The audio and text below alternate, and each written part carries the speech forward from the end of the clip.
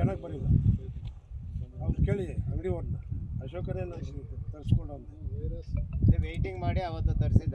ಕೇಳಿದ ಆಯಪ್ಪನ ವೆಯ್ಟಿಂಗ್ ಮಾಡಿ ಒಂದಿನ, ಆಮೇಲೆ ಬೀಜ ಅವ್ರು ತರಿಸಿ ಅವರು ಇದೇ ಬೇಕಂದ್ರೆ ಇದೇ ಬೇಕಂದಿದ್ದಕ್ಕೆ ತರಿಸಿ ಇದನ್ನೇ ಫಾಲೋ ಮಾಡಿ ಕೊಟ್ಟಿದ್ದಾರೆ. ಒಂದು ಎಕರೆಗೆ ಎಷ್ಟು ಕೆ ಜಿ ಬೀಜ ಸರ್? 30 ಡಬ್ಬ ಸರ್ ಇದಕ್ಕೆಲ್ಲ. 2.5 ಎಕರೆಗೆ 30 ಡಬ್ಬ ಹಾಕಿದ್ರು. 2 ಕಾಲು kg ಡಬ್ಬ. ಅಪ್ರಾಕ್ಸಿಮೇಟ್ ನಿಮಗೆ ಇಳುವರಿ ಎಷ್ಟು ಬರುತ್ತೆ ಇದು? ಈಗ ಹಾಕಿರೋದು 2.25 ಎಕರೆಗೆ.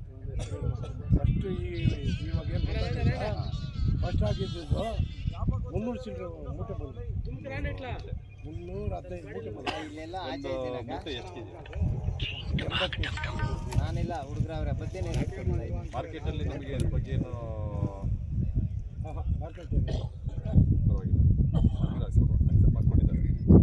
30 ಟನ್ ಗಂಟೆ ಬರ್ತದೆ ಸರ್. 2 ಎಕರೆಗೆ ಒಂದು 30 ಟನ್ ಬರ್ತದೆ. ಸರಿ, ತುಂಬ ಸಂತೋಷ.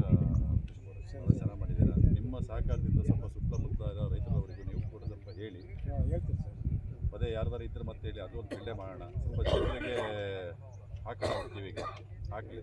ಇನ್ನೇ ಆಮೇಲೆ ಇಲ್ಲೆಲ್ಲ ಸೇರಿದ್ರೆ ಮತ್ತು ರೈತರಿಗೆಲ್ಲ ಒಂದು ಗ್ರೂಪ್ ಮಾಡ್ತಾಯಿದ್ದೀವಿ. ಗ್ರೂಪ್ ಮಾಡಿ ಪ್ರತಿ ಒಂದನ್ನು ಕೂಡ ಗ್ರೂಪಲ್ಲಿ ನಿಮಗೆ ಅಪ್ಡೇಟ್ ಮಾಡ್ತಾರೆ. ನಮ್ದು ಯಾವುದೇ ಒಂದು ವೆರೈಟಿ ಇದ್ರೂ ಕೂಡ ಅದನ್ನು ನಿಮಗೆ ವಾಟ್ಸಪ್ಪಲ್ಲಿ ಕಳಿಸ್ತೀವಿ. ಸೊ ಅದನ್ನು ನೋಡಿಕೊಂಡು ನಿಮ್ಗೆ ಬೇಕು ಅಂತಂದರೆ ನಿಮ್ಮ ಹತ್ತಿರವಾದ ಡೀಲರ್ ಇರ್ತಾರಲ್ಲ, ಅಲ್ಲಿ ಹೋಗಿ ನೀವು ಕೇಳ್ಬೋದು. ಬೇಕು ಅಂತ ಇಲ್ಲ ಅಂದರೆ ಅವ್ರು ಕಳಿಸ್ಕೊಡ್ತೀವಿ. ಇವೆಲ್ಲ ನಾವು ಇನ್ಮೇಲೆ ಮಾಡ್ತೀವಿ. ಸ್ವಲ್ಪ ರೈತರನ್ನ ಅಪ್ಡೇಟ್ ಮಾಡೋಣ. ರೈತರಿಗೆ ಒಂದು ಸ್ವಲ್ಪ ಸಪೋರ್ಟ್ ಬಂದಂಗೆ ಮಾಡಿರಿ ಸರ್. ಅಲ್ಲ, ಮಾಡೋಣ, ಅದನ್ನೇ ಮಾಡೋಣ ಅಂತ ಸ್ವಲ್ಪ ಕನ್ಸೆಷನ್ ಮಾಡಿ ಒಂದು ಸ್ವಲ್ಪ ಮಾಡೋಣ.